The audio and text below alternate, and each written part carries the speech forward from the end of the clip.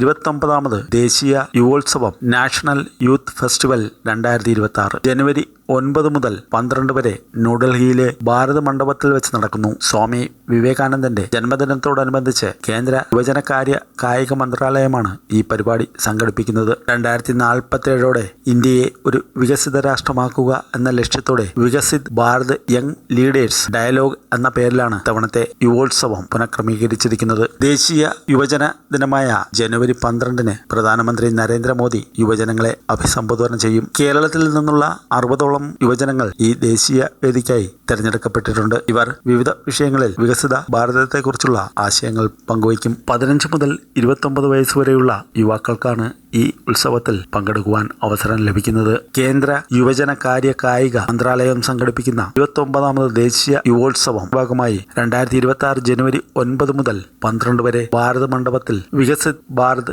young leaders മീറ്റിലെ കേരളത്തെ പ്രതിനിധികൾക്ക് 2026 ജനുവരി 7 ബുധനാഴ്ച corporation ഓഫീസിൽ യാത്രയയപ്പ് നൽകി